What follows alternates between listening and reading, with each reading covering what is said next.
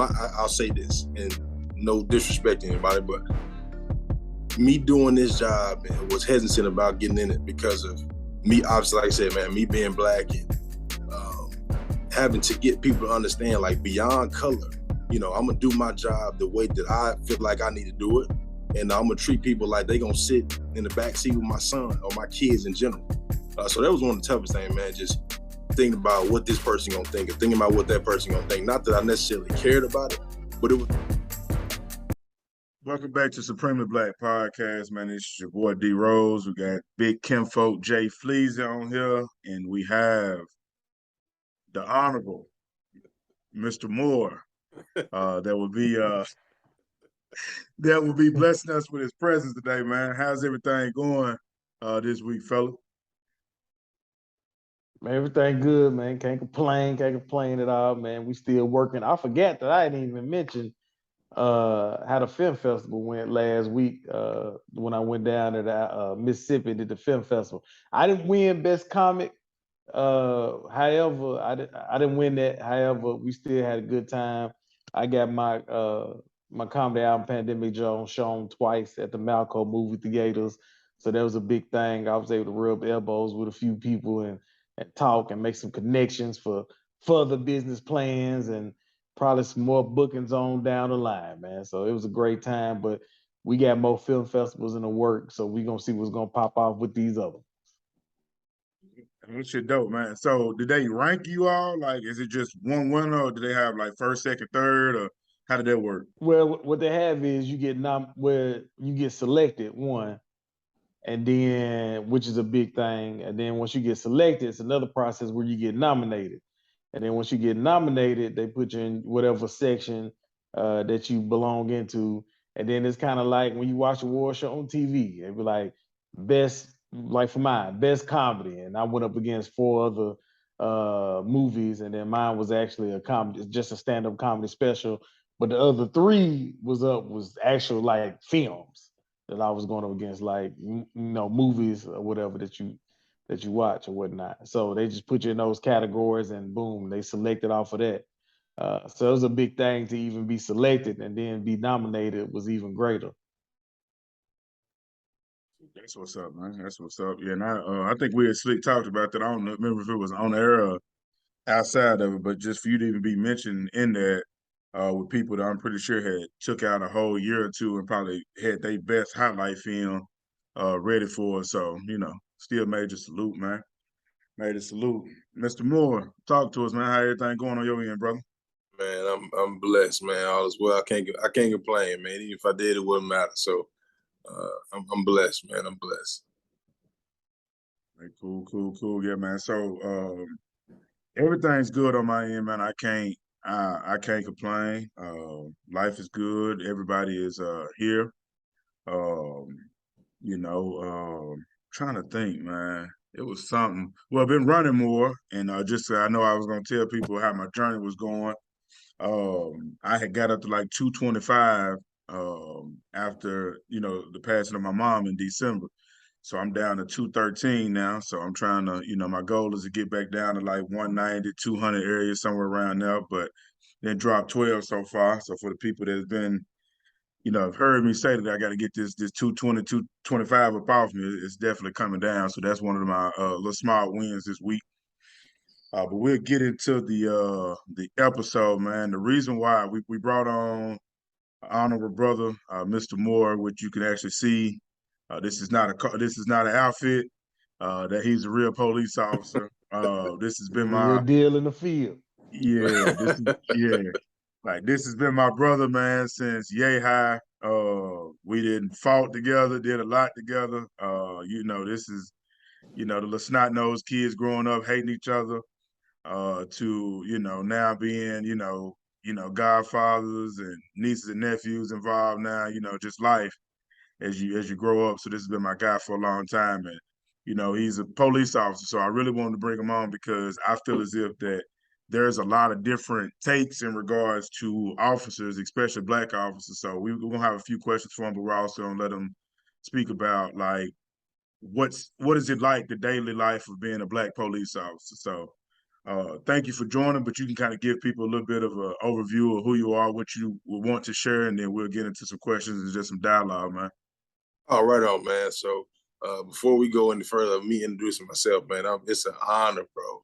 It's an honor to be, I'm telling you, man, like for the last, I don't know, I guess 2 years, man.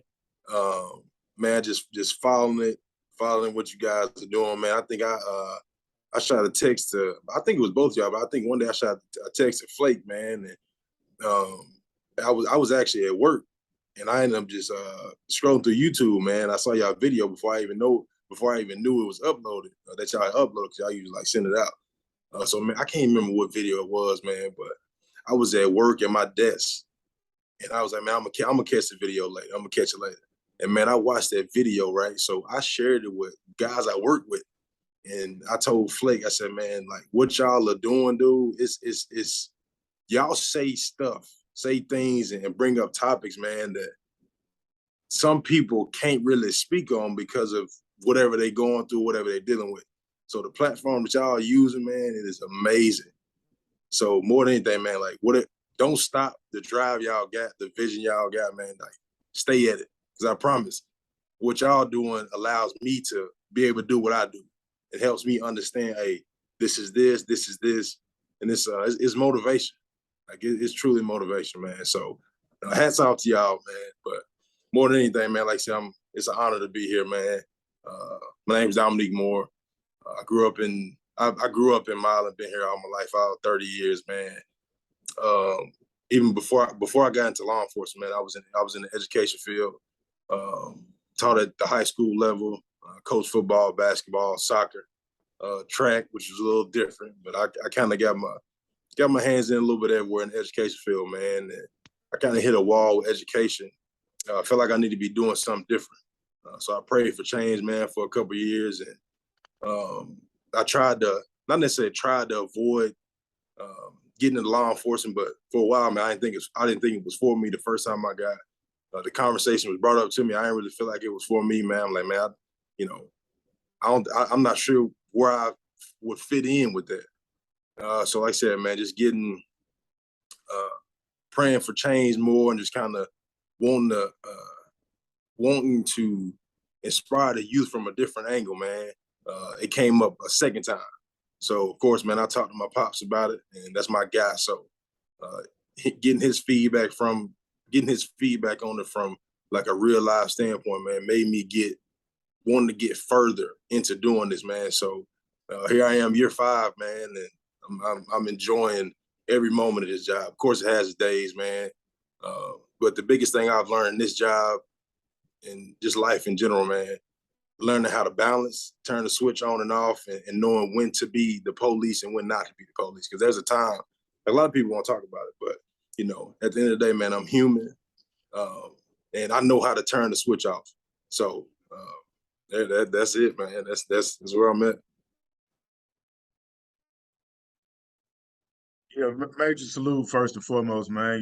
We shouldn't be as honored to have you on as well, man. But I appreciate you for just sharing our message with your colleagues. But then more importantly, I know we've talked about it behind the scenes of just getting it to the youth and for them to hear the stories. And sometimes it takes for them to realize like everything I'm not gonna talk about on the camera, but I can guarantee you that this brother here knows it, so he can really tell their story to them and let them know like this ain't just somebody just on YouTube talking just to be trying to come up with like hypotheticals. A lot of the stuff that I speak about is because it's real life situations that have impacted me or people around me. And it just happens to be sometimes it's like the voice of it. And that's what we wanted to be, is just kind of like a voice to the Black community to like, I mean, we've all done a lot or done some things, but it doesn't always just have to be the last resort is, this man right here, somebody look like him coming to snatch you up, and that'll be the last time you're seen out here on the streets. It's deeper than that.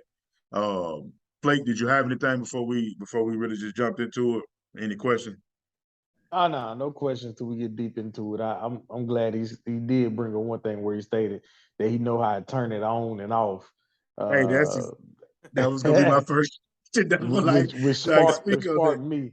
I'm saying for a man who got kids, you gotta know how to turn that on and turn that off.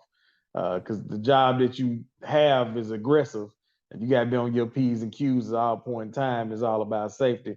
Because what a lot of police officers, and we ain't gotta get deep into this, but what a lot of police officers have is that don't nobody talk about is domestic violence. And that is because they don't know how to turn it on and turn it off. They, they on their P's and Q's. Every situation is, hostile environment, possibly could be hostile. You work in a hostile environment, you get home to your wife and kids, you don't know how to turn that off.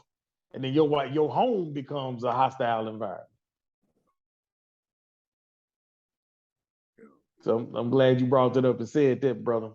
Oh yeah, right on, man. And lastly, man, before we go any further with that, man, the biggest thing to help me, and not even just from a law enforcement standpoint, man, but like you mentioned, Flake, man, just having kids, man, like that's one of the number one things, man, that I've seen doing this job the last 5 years. And obviously not singling anybody out, but not knowing when and how to turn that switch on and off. Because I could have been having the worst day at work, doing this, going through this. But man, when I get home, man, my kids, especially my oldest son, he don't care if I had a bad day at work. He don't care if I had to rest Jim Bob Joe. He don't care if I just fell on my back or whatever it is, bro.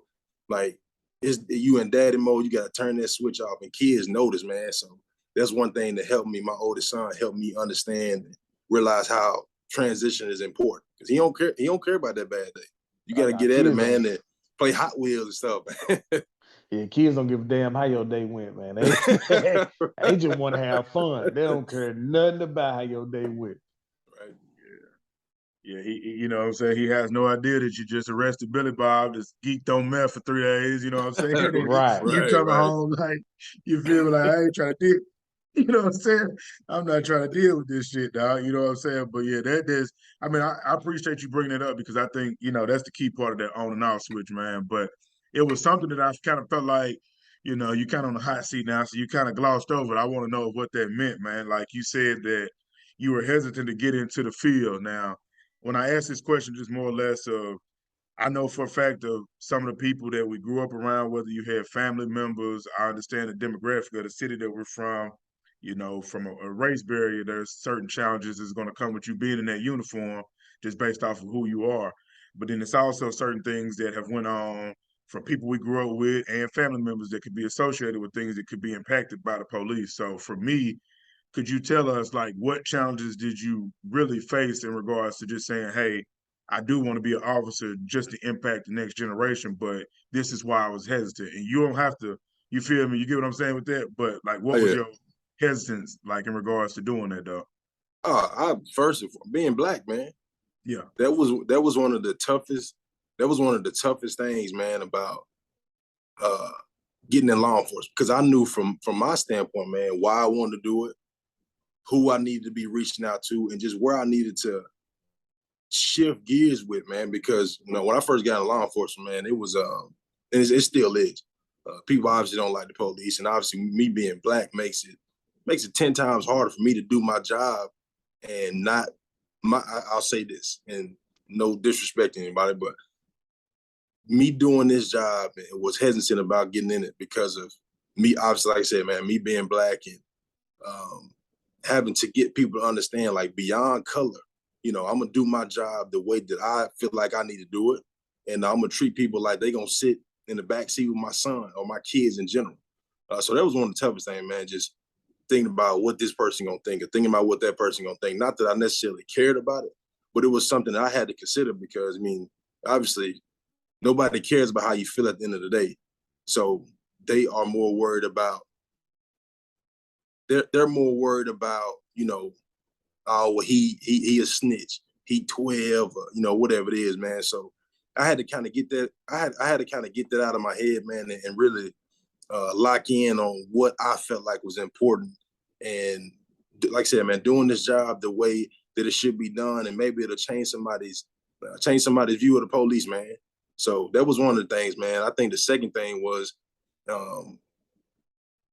people, I guess being judgmental, but I guess walking around with a target on my back besides being black.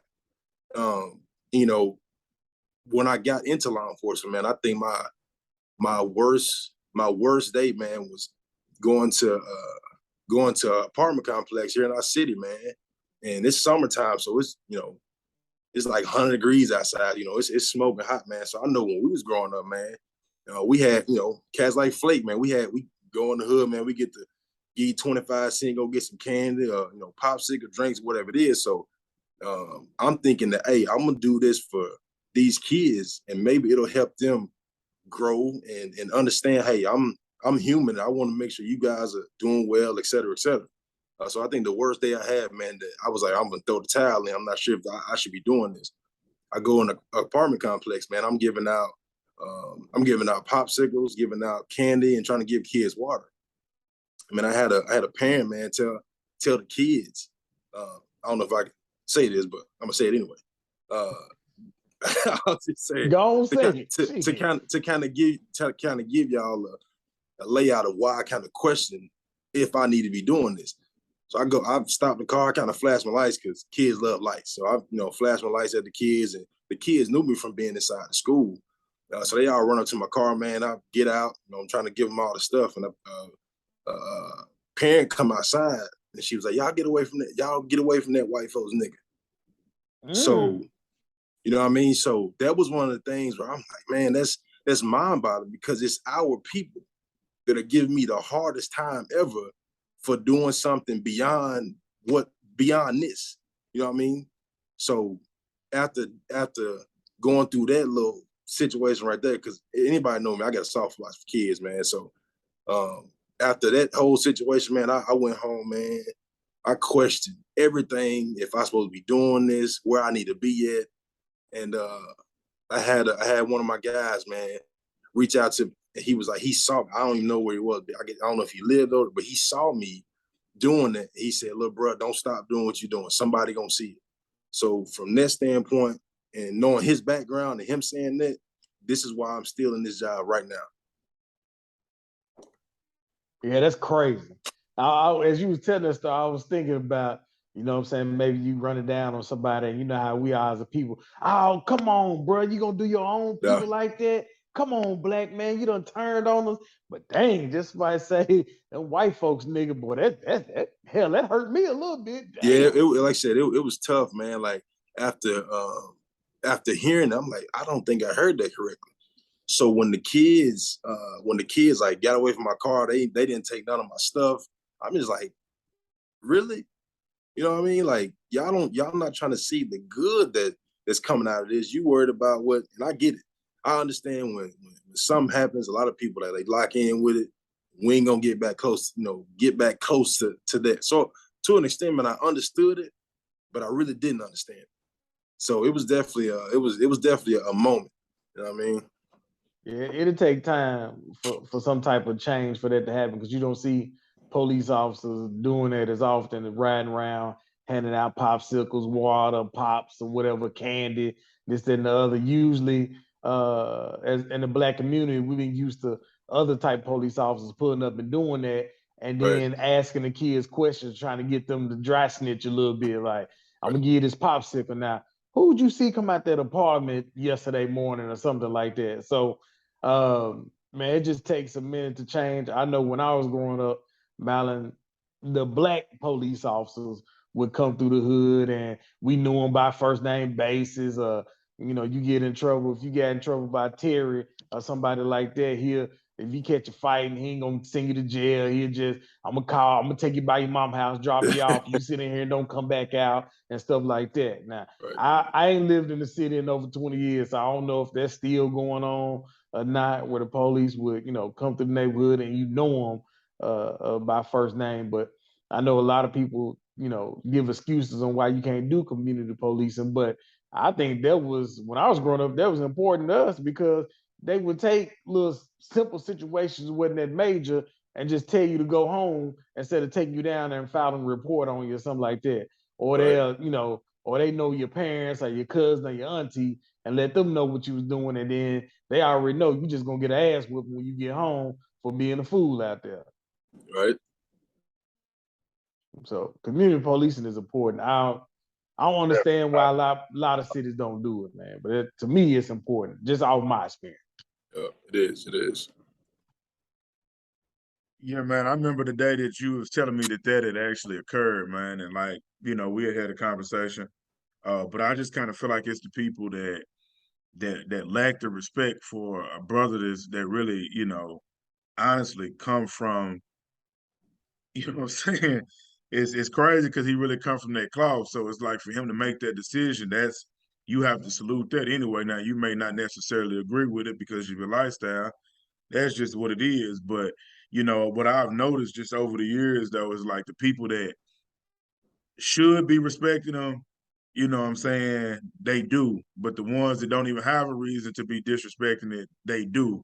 You know what I'm saying? So it's more or less like you draw unwanted attention just to be talking, for but no it's the damn ones reason. that for no reason, you feel me? But then the ones that could be, whatever, it's the utmost respect because if you know really what's going on, then there's no point of you to be, you know what I'm saying, doing and saying Right. certain things for people that's trying to help the community, but to be considered like a white folks nigga just for helping police officer, this is a segue into my next question, man. Is like, of course, we see that you're a brother in a uniform, man, but like, just be real. Like, don't go outside of whatever y'all policies y'all can speak on. But what are your biggest challenges as a black man in the uniform?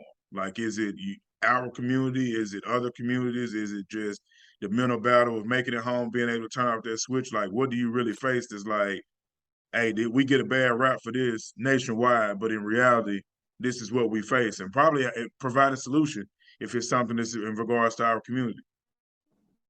Man, I'm telling you, fellas, I can't.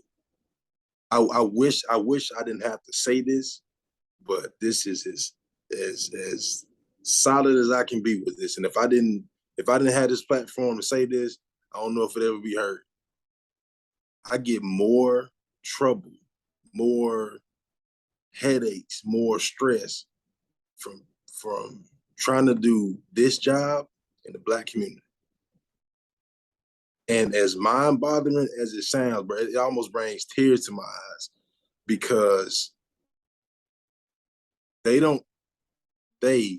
what I mean by they is our community doesn't understand the 10 struggles that I already have from trying to do this job, from trying to do it the right way. You know what I mean? And I can't speak for nobody else when I say this, but I'll speak for me as a black man that wears his uniform proudly. It was tough to get where I'm at. So to be disrespected by our community is like mind-boggling. And even trying to do the good, and it's not even just the older generation, I guess, if you will. It's the younger generation, man.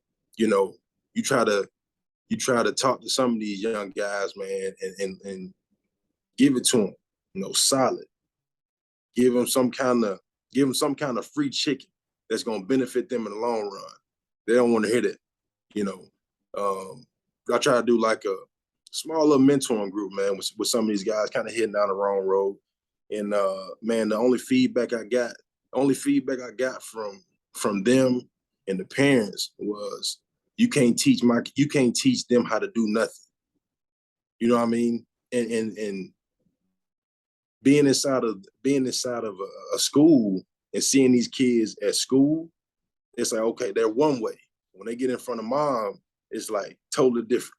So I'll say this from a father standpoint: black men are needed in their young men, of course, young women, but young men lives. Because if not, this is what I have to go through and have to deal with as a black officer trying to impact young black men. Because nowadays they wanna do the NBA young boy stuff. They want to do all these kind of things, not understanding, hey, this is what's gonna happen on the back end of this. So not that I know everything, I got the answer for everything, but like I said, man, I can give them young guys some free chicken that's gonna help them just a little bit. It may not be you can all out win with it, but you can probably take it to the bank and get some coins with it. You know what I mean? So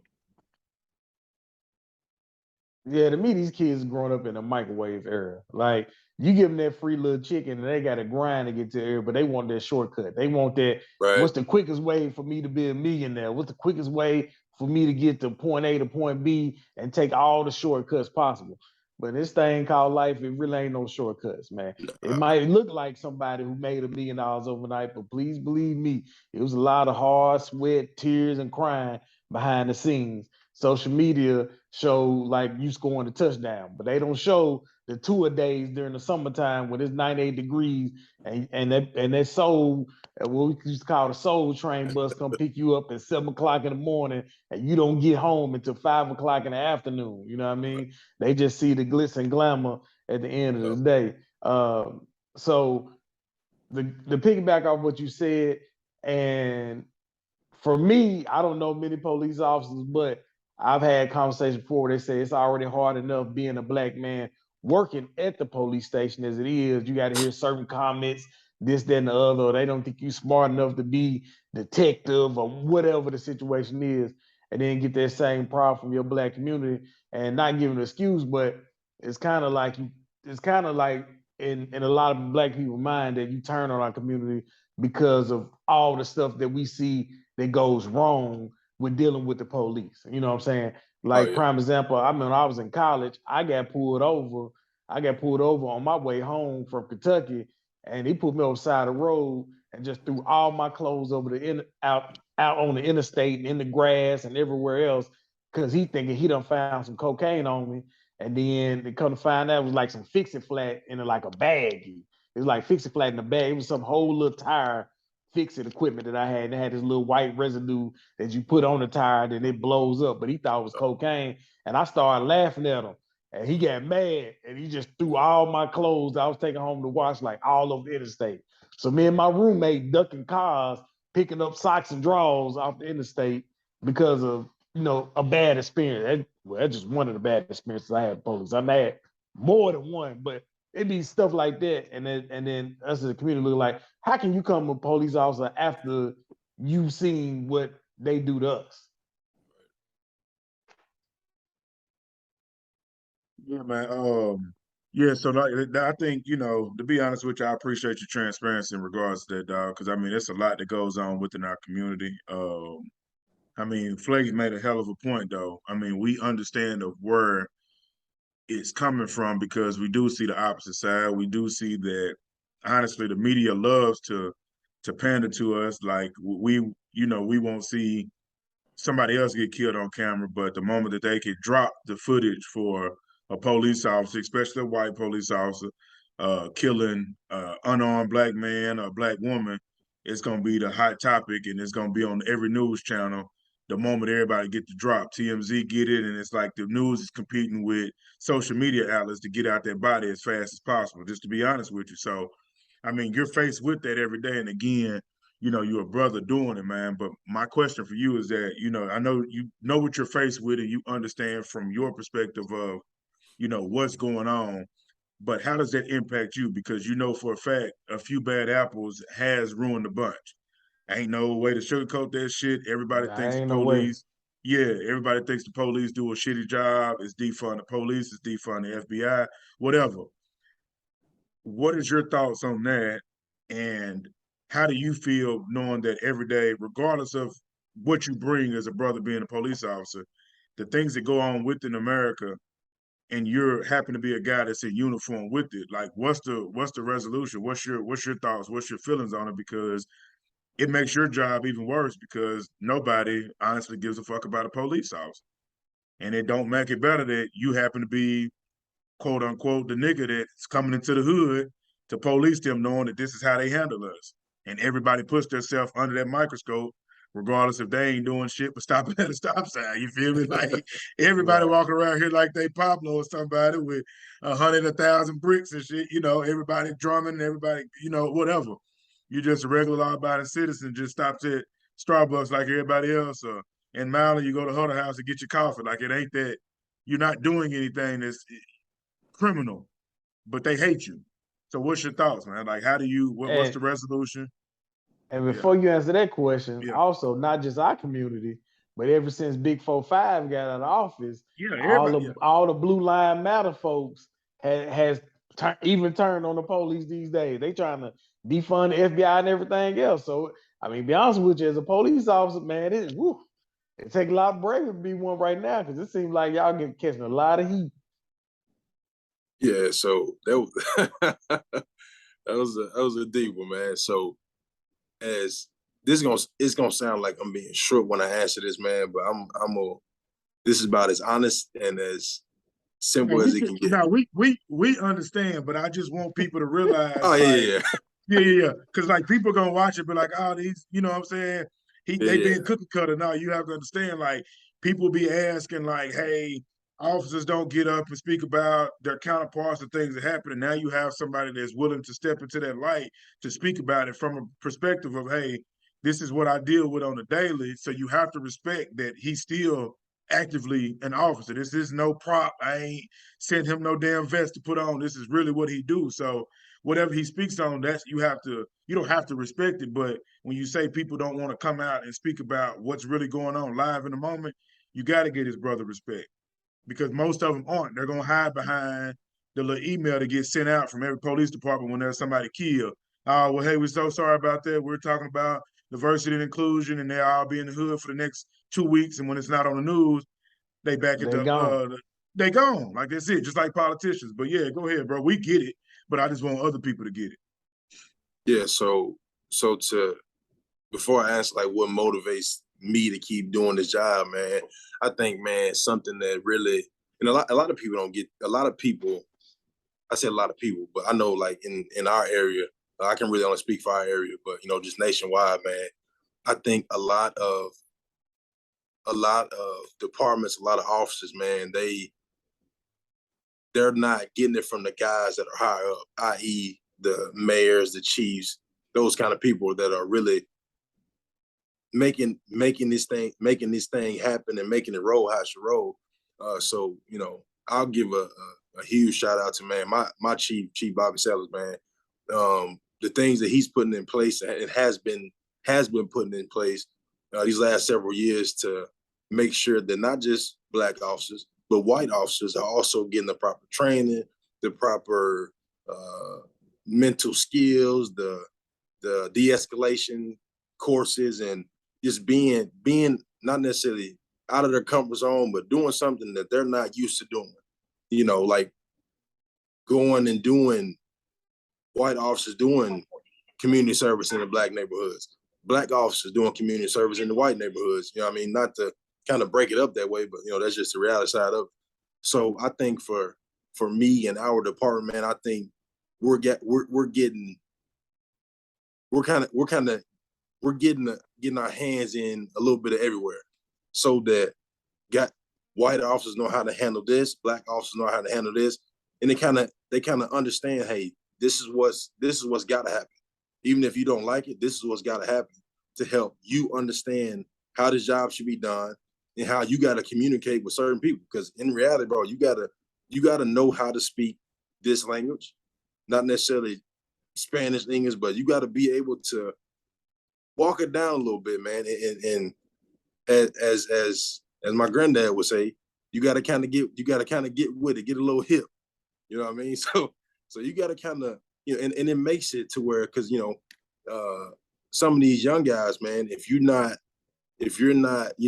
not necessarily speaking their language, but if they feel like you're trying to make them feel dumb, patronizing and stuff like that, it's gonna make that 5 go to a 10 when really it should be going down, de-escalating the situation, man. So I think that's important for just worldwide, man, to make sure people are getting the proper training, the proper communication skills that they need to help every situation in any situation. Obviously, sometimes that's not possible, but that's the best thing that I feel like our department is doing, man. Like I said, I can't speak for everybody else, but I feel like that's something that we're doing that's going to benefit us in the long run. So what motivates me, man, to keep doing this job and being able to turn that switch on and off, man, I would say knowing that there's somebody, some young fella, whether it's black, white, Asian, some young fella right now saying, hey, I'm where I am because of Officer Moore. And just an example, man, one of my players, when I was coaching ball, man, he called me by, I think it was like 3 weeks ago, man. He called, and of course, man, when you're having a bad day, those calls make it like, okay, this is why I'm doing this job. One of my players called me like 3 weeks ago, man, and was telling me about how he couldn't stand me in high school. He couldn't stand me. He hated my everything because he felt like I was picking on him because he was black. He grew up here, he grew up there. Now this kid is in college, possibly going to NFL, graduated from college early. You know what I mean? So for him to call me and say, hey, I didn't like you doing this then. I ain't know why you was a black police officer. You shouldn't have done it. You shouldn't have done this. I didn't like it. So to hear him say this now, that I appreciate you for doing the job you were doing, and you were just doing your job, man, that's all the motivation I need. Because again, the adults that I kind of catch static from, they kind of already lived their life, so they kind of already there. But for that young guy that don't know where he going yet, but he need not necessarily a blueprint, because I ain't, but like I said, man, to give a young fella some chicken and he bring it back and say, hey, this is what it is, man, that's all the motivation I need to keep doing this job and feel like I'm being effective at it.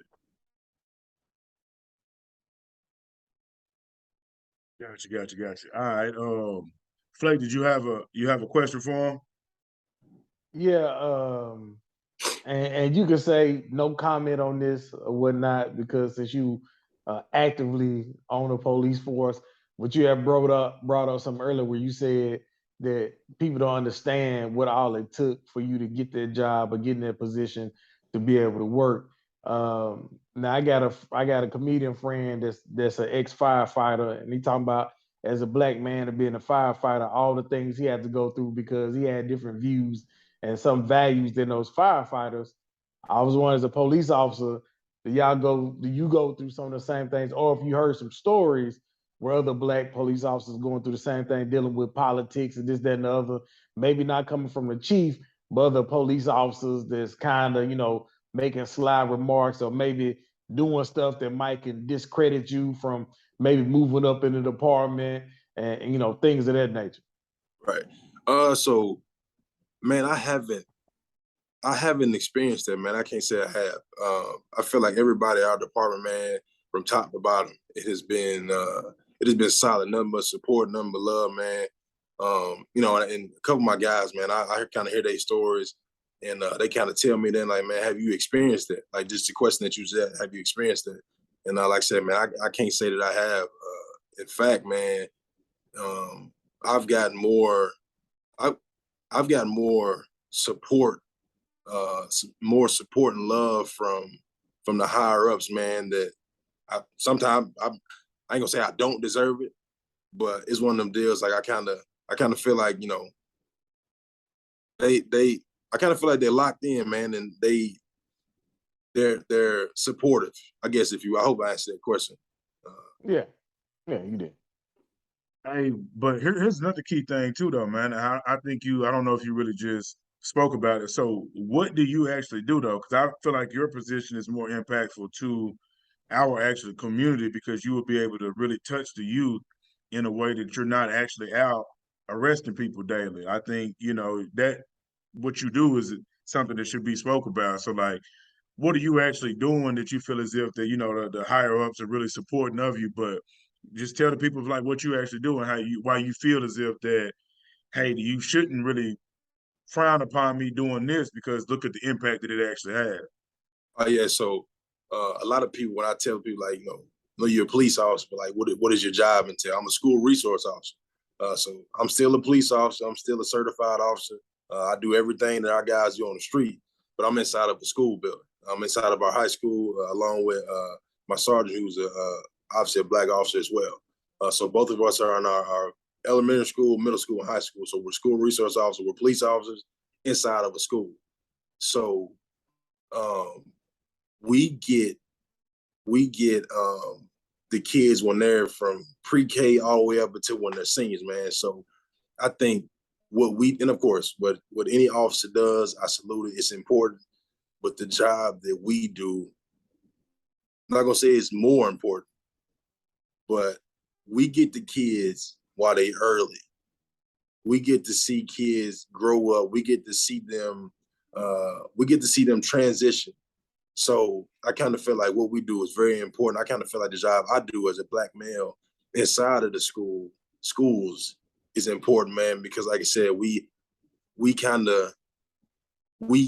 them kids seeing us from, like I said, we're in kindergarten to 4 to 7 to 8. It's like, it's almost like our kids, man. They're growing with us while we're growing with them. So it's allowing them to see us and know that, hey, we're human, we're normal. So I feel like, the job that we do, man, is so important. And on top of that, man, we get to help the kids in the early stage of life to kind of help them, redirect a little bit. Because I'll say this, man, when I was in school, I kind of wish that we would have had something like this. Because I feel like, in a lot of, not to degrade or, disrespect anybody, but I feel like if a lot of guys growing up, in our era, if they would have, maybe if they would have had somebody like an officer more, maybe would have changed their view on, wanting to go do this and wanting to go do that. You know what I mean? So that's why I take a lot of pride in doing the job that I do, man. Not that I'm no better than anybody, not that I'm XYZ, but I feel like my job every day is important, and I enjoy it. So like I said, man, I take pride in doing it. Yeah, I think that's heavy, man, and I major salute to you and the other brother that's actually doing it. I'm pretty, like you said, we've talked about a lot, so I know for a fact that doesn't make it easier.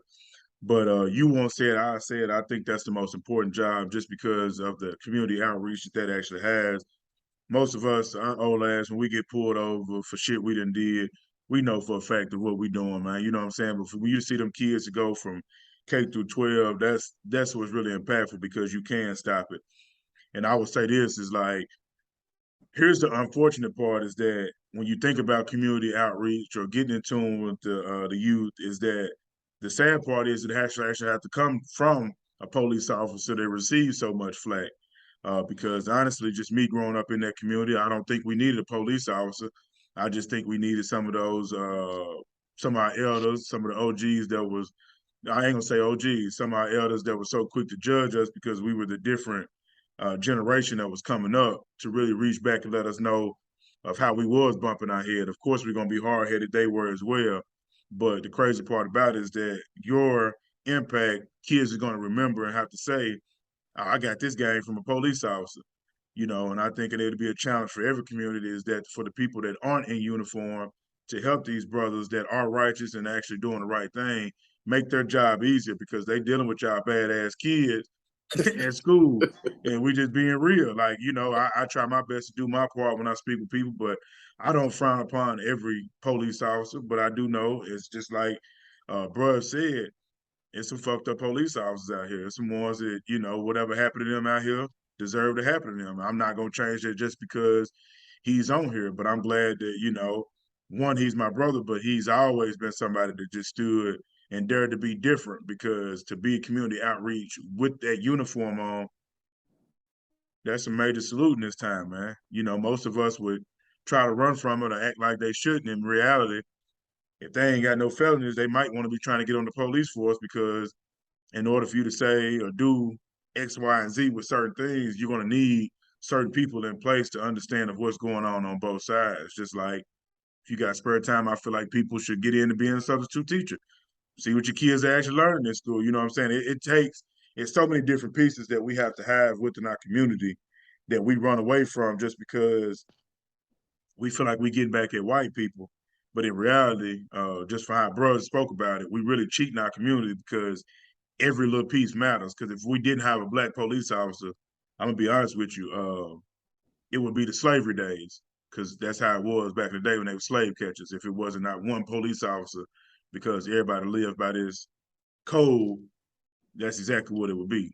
It'd be the whole world policed by white men. So just be careful when you say that, because it's like all your skin folk ain't your kinfolk. But if you didn't have nobody that looked like you in them suits, imagine them conversations and what actions could be happening then. So be careful what you wish for. That's all I got. Flizzy, do you got something else for him? 50, you got anything else you want to speak on, man? Give a message to the youth, bro. I mean, it's only right man. that you leave it out.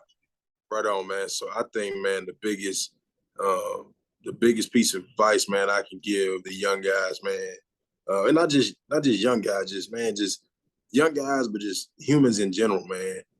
It costs you nothing. It's free to just simply be a good human. Be solid. There's nothing wrong with working 9 to 5. There's nothing wrong with doing the right thing. It's easy, it's simple, it's free. Okay, and just because you see somebody else doing it doesn't mean you have to do it. At the end of the day, you wake up every day and you got one choice, and that's to be great. Whether you choose to or not, the choice is yours. So I encourage, and again, I say this from a police officer standpoint, but from more than anything, as a father of 3 boys, be a good human. I tell my 6-year-old, of course, my twins, they 14 months, so they don't understand the communication side of it. But I tell my 6-year-old every day, you got one choice at the beginning of your day, and that's to win. You have to win the day. That's the job I challenge to any young man, anybody, any and everybody. Win the day. How you do that? Do the right thing. Stay out the way. That's how you win the day. But more than anything, man, I appreciate y'all for having me on the podcast, man. Like I said, I know y'all said it's an honor for y'all, man, but this is from the bottom to the top of my heart, man. I've been trying to work it out to where I can get here, man. Like I said, bro, it's emotional, man, to be in front of greatness, man. So, like I said, man, I appreciate y'all, brothers, man. Because like I said, I've been trying to do this for the longest. Couldn't really get the times mesh up with working and the lady working and the kids and all that, man. So what y'all are doing, man, me as a 30-year-old man, bro, y'all inspire me to get more to reading. Like, even I say D-Rose, I don't like to read. I'm not a big fan of reading unless I have to. But I done read 3 books in the last, it ain't that important, but it is important to me, man. I done read like 3 books in the last year. And I've taken something from those books, man, because bruh said, do this, it helps this, it helped this. So reading, man, and therapy. Take care of your mental health. That's so important. Your mental health is everything. You can't win the day. You can't be great. You can't be successful, however you wish to define success. You can't be that if your mental health is not where it needs to be at. So, like I said, man, take care of your mental health and win the day, man. Like I said, I appreciate y'all, fellas. Yes, sir. We appreciate you coming on. For sure, man. For sure, bro. And it was, like I said, it was an honor, man. And it's all love, man. Be careful out there in that uniform. I would say, just from a guy that did not grow up and never thought about ever being a police officer, just to keep it out where being that was not on my list to do. But I will say this, yeah, like it's a major salute, man, because I know, just like just like others know, for you to make that leap and to stand on that, I have to do nothing but salute, man. But keep being, righteous, being one of the ones that people can actually depend on. Keep teaming up with other people, not even just within your department. Spread the word, spread the positivity, but with that community outreach of being able to touch those kids early. They might not understand it now, but like you said, the brother that could go into the NFL, how he's reaching out. I mean, you could have saved his life, because we think about it from the little small town we come from. If you didn't respect one officer at one point, you get to a bigger city, it's some cops out here that they got gangs within the police officers and police departments. Like, it's shit real. While people be out here just, freelancing and saying whatever. I get it. But, do some studies, and there's some right people that you need to have in law enforcement. Regardless of how you look at it, you need to know some people. And regardless of how people tell you, some of the most respected guys know an officer that know them. I just put it that way. I leave it like that, right? Yeah. All right. Yeah. Looks like you got the Supreme Black Person of the Week. I mean, Black Business. Yeah, no, Supreme Black Person. Supreme Black Person of the Week. As we right around the corner from football season, our Supreme Black Person of the Week is going to be Sandra Douglas Morgan. She's an American attorney and executive. She is currently the first Black female president of the Las Vegas Raiders. Her tenure to the Raiders. She served as the Nevada State Athletic Commission and was the chairwoman of the Nevada Gaming Control Board. She is actually from Las Vegas, and she went to college at the University of Nevada, Las Vegas, and studied at William S. Boyd School of Law. So congratulations to her on that new position. Man, it got to feel great to be, from Vegas and actually be the president over the Vegas Raiders right in your own hometown. So big shout out to her. Sandra Douglas Morgan is our Supremely Black Person of the Week. Shout out to Miss Douglas. I think, is that the picture that they had posted the other day? Yeah, with young woman. She's 44 years old, doing her thing out here. Yeah, man. Boy, that Fountain of Youth is real good, my brother. But as we close it out, man. Yeah, but the Black Business Minute, man. Shout out to my boy out of he's from Mila, but he has a business, a wing business in Atwood, Tennessee. So if you're ever in the area, make sure you check him out. It's the Dominique House of Wings, man. I'll be tagging it on our social media so you can find it out. Man, bro has some of the best wings in Tennessee. Hands down, I don't really think anybody that I've had on the west side of Tennessee touching them. I think he got the veal on smash too, and I've never in my life went to Knoxville to eat, so I couldn't really judge what's going on in East Tennessee. But yeah, bro, wings fire. So if you ever in the area, check out Dominique House of Wings. Salute, brother. Keep pushing it. Keep changing the narrative. Keep elevating. Keep growing. But that's our Black Business Minute of the week. All right.